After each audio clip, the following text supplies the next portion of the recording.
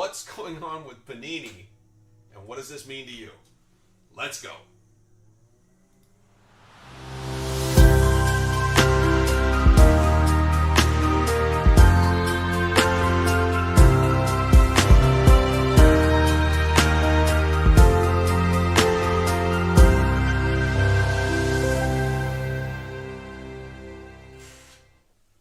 First things first, guys. My name is Josh. I'm here with Graded Investors. We fill you guys in with news. We fill you guys in with what's going on in the sporting worlds. We do breaks. We do everything. We just like talking with our community, reaching out, talking to you guys, just see what's going on with you, and sharing kind of what we're seeing and what we kind of think is happening. So, first things first, let's jump into Panini and Fanatics. Fanini and Fanatics. Those guys. So first things first, I've had some people that are kind of out of the loop. So I'm going to start off just explaining the two groups, who they are, where we're at, why we're here, and then kind of what's happening moving forward. So first things first, Panini. Panini has had the exclusive rights to make NFL and NBA sports cards for the last almost 15 years, right? I think it started back in like 2009-ish, right? So what that means to you, what that means to me is that if I wanted to go out and buy an NBA card or an NBA NBA or NFL card, I would be buying a Panini product. Panini products include Prism, Optic, National Treasures, Score. They have a huge market. So that means if you were buying basketball or football and you could see the jersey, you could see the Minnesota Vikings across the chest, you could see the emblems on the helmets, you were purchasing a Panini product, okay? Fanatics, on the other hand, for the last couple decades, I believe they started in the mid-2000s, they are a company that sells sports memorabilia. I bought this from Fanatics, right? Just a nice Ole Miss shirt. This one happens to be a lightweight hood type. Yeah, they got nice stuff. It is expensive. It is fully licensed by the NCAA, MLB, NBA, et cetera, et cetera. Everybody fully licenses them to sell stuff. So they have a good relationship with a number of the major organizations for sports out there, okay? This last, maybe 2 years ago, no, it's about a year ago, they bought Topps. So now Fanatics owns Topps. So if you're buying Topps product today, if you go out and you get the new Blaster or the new Mega for Topps Chrome, that is a Fanatics-owned product at this point.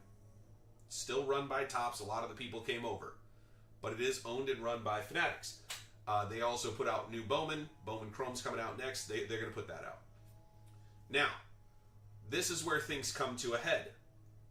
Fanatics and Panini were asked by the MLB, NBA, and the NFL for new contracts. And so everybody was allowed to put in their offers. The offers came in. Topps is retaining baseball. Fanatics is getting football and is getting basketball. The way they were able to do this is not only did they do a very big cash offer, but they also cut in the MLB Players Association, NBA Players Association, NFL Players Association, and each one of the leagues are all collectively cut into the profits. So as Fanatics goes, so do the league's profits when it comes to the sports memorabilia, both on selling memorabilia like the shirt I'm wearing and also sports cards now. Now, because of that, Fanatics bought out Topps. Topps only had baseball. Fanatics bought them out. Now Fanatics has baseball.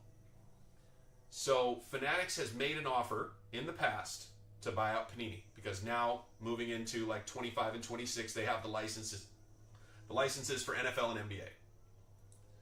The deal went sideways.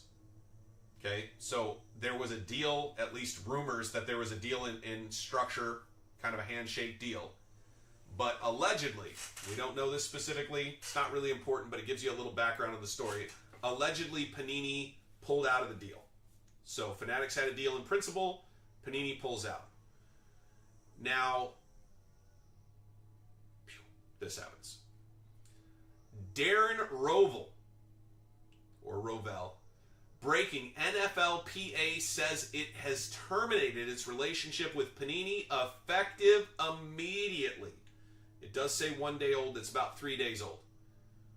Fanatics is in 3 years early. So in theory, Fanatics shouldn't have been in until 26. Okay? But Fanatics now has the exclusive, so you can see Players Association trading cards agreement with Panini effective immediately.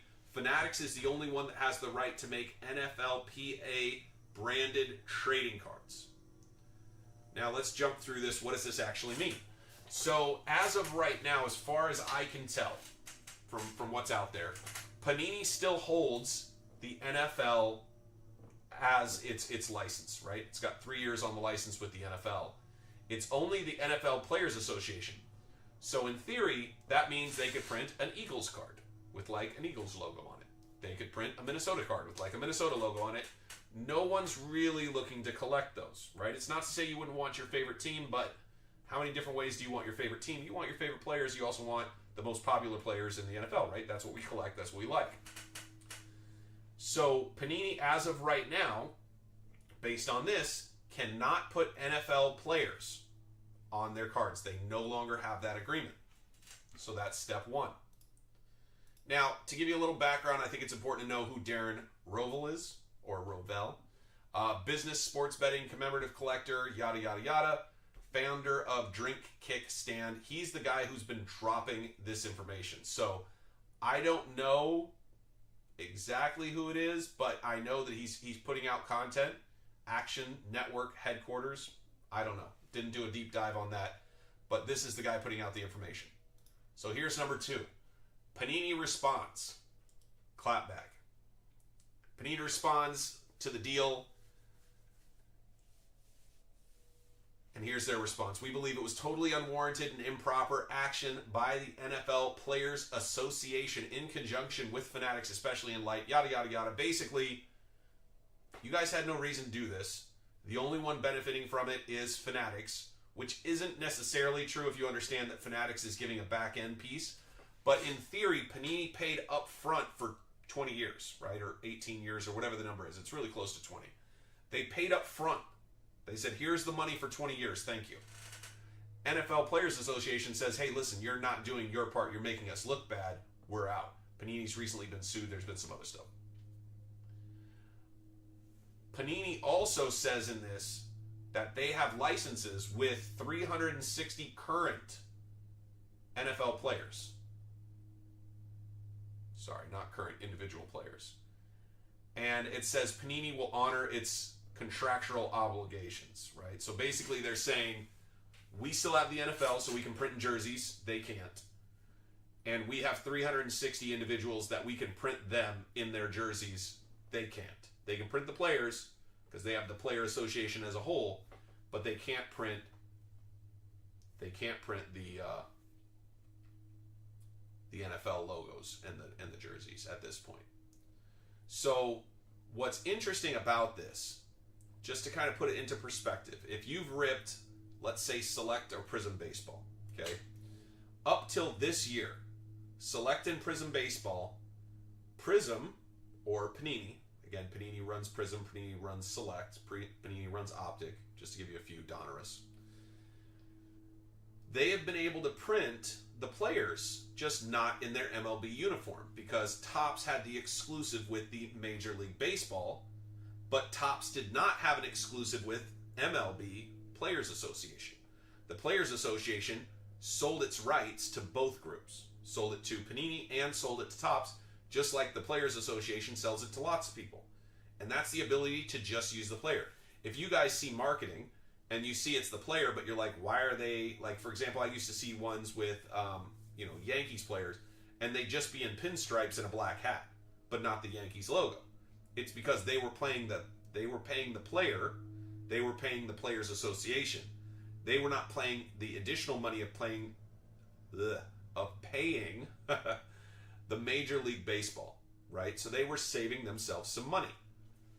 Panini couldn't get the exclusive license, but up until this year, they were printing the players, and they would say, this guy's from Cincinnati.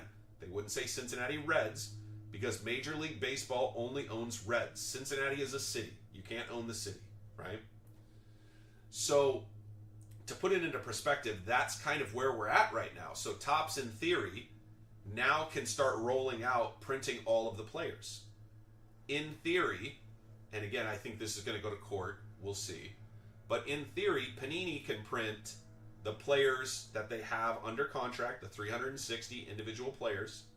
They could go out and try to get more players under contract, but they could print those players in their full uniforms because they have NFL approval. Kind of a trip. Let's move on to the next slide.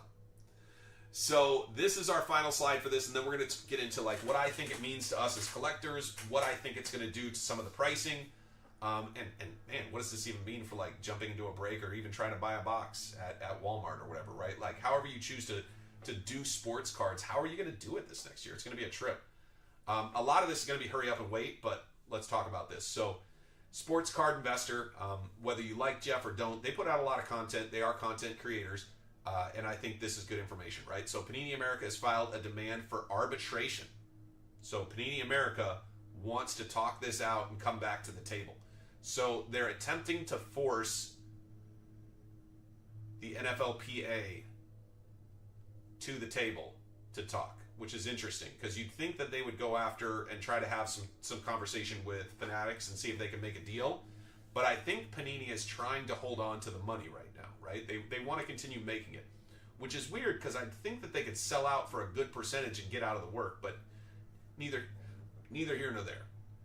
So Panini America has filed a demand for arbitration with the American Arbitration Association regarding the NFLPA terminating their player card rights. Today Panini released Luminance, featuring some of the earliest rookie cards of the new class despite the NFLPA's action. So even though the NFLPA said, we're done, you're done, stop, they've released it.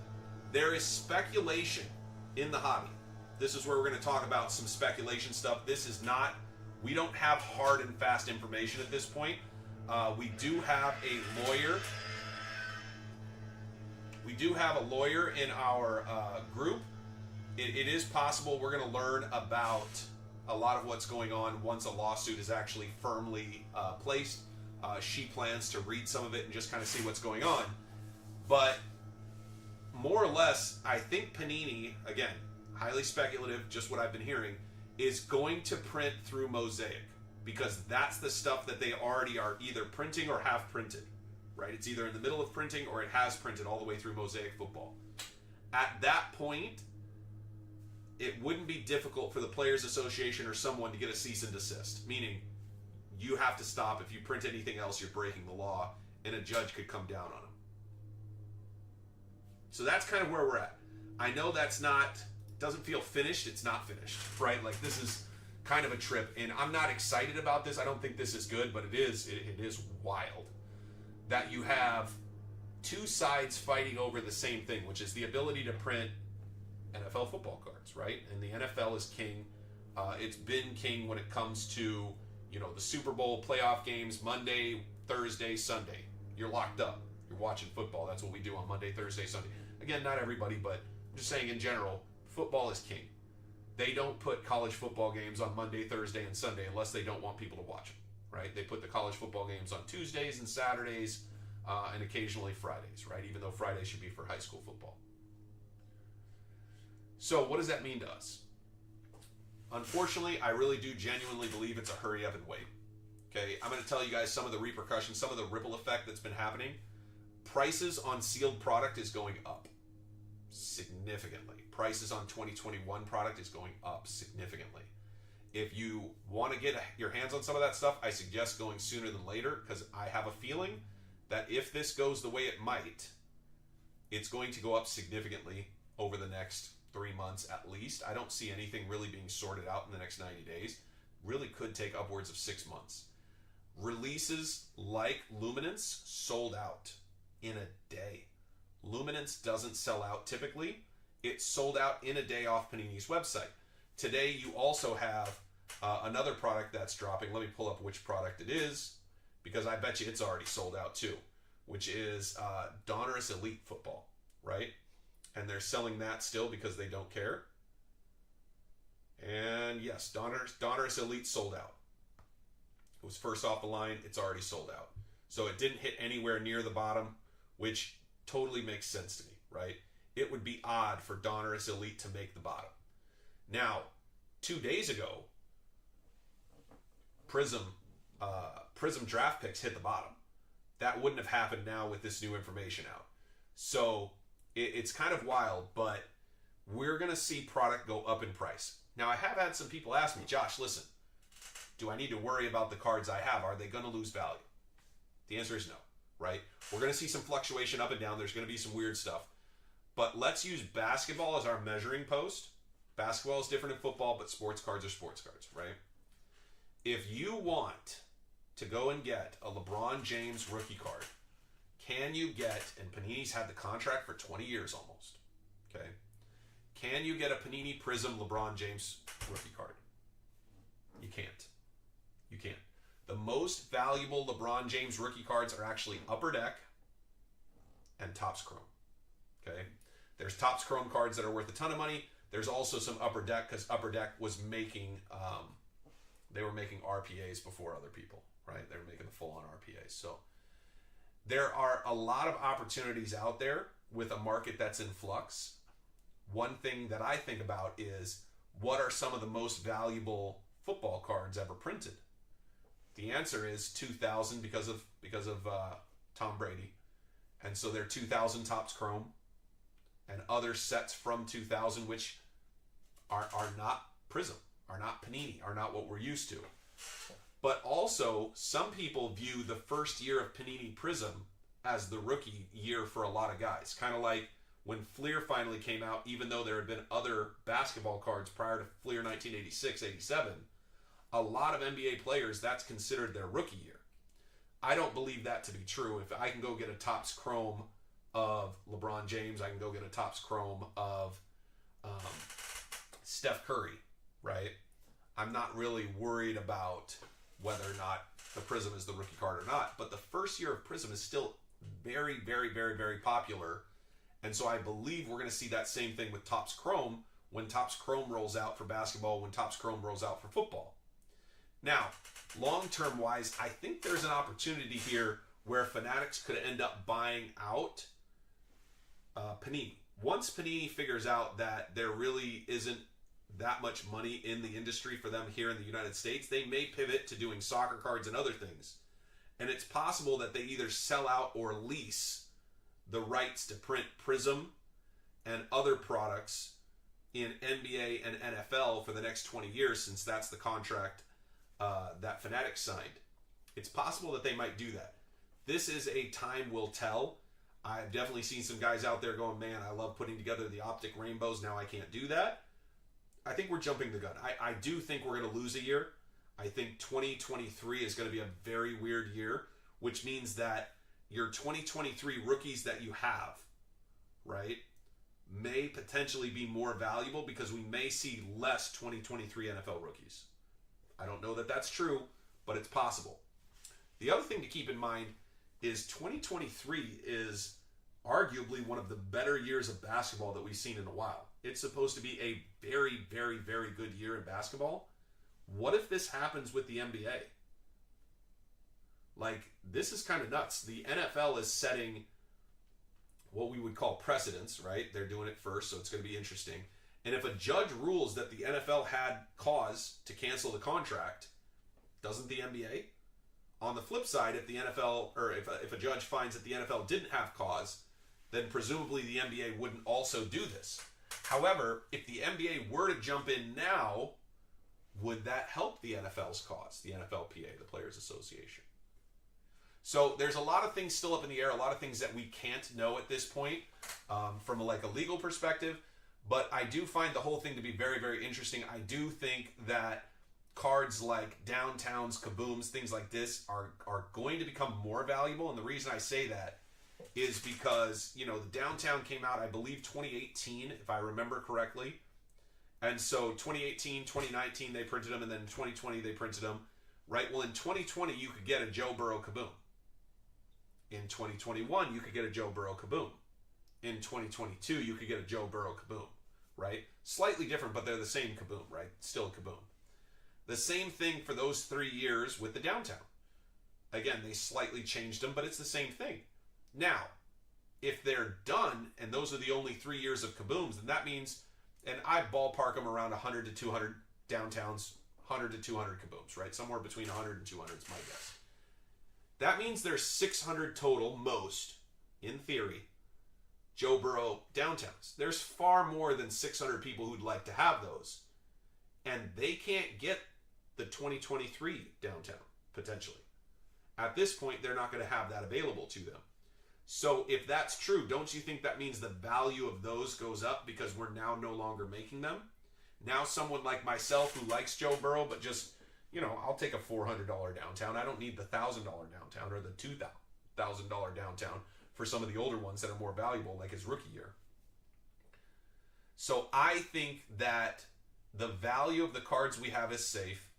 I think 2023 is going to be a weird year. It was already going to be a weird year with the fact that a lot of the rookie quarterbacks had signed exclusive deals for autographs with Fanatics.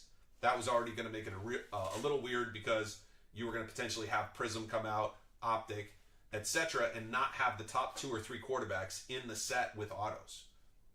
They can make up for that. I think that's fine. But potentially they also don't have Wembanyama to sign for basketball. That's kind of tough, right? So I'm going to close out with this. There's a lot in the air. I will make videos in the future, but I just wanted to give you guys kind of a breakdown of what I'm seeing happening and where I'm seeing things going. If you are a football collector and you see opportunities, I would still take advantage of buying wax when you can if there's something you like. I wouldn't rush out and buy like the products you wouldn't normally. Like if you wouldn't normally buy Score, don't rush out to buy Score.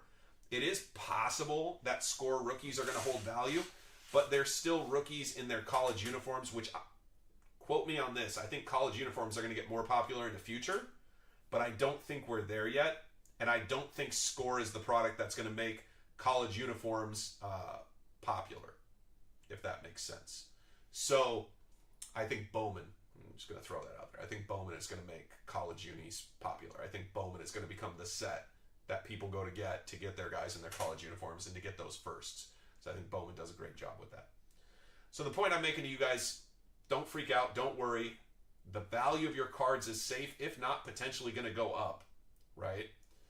Yes, potentially we're going to have Topps Chrome. I don't know if that will be this year. If it does, I wouldn't be shocked.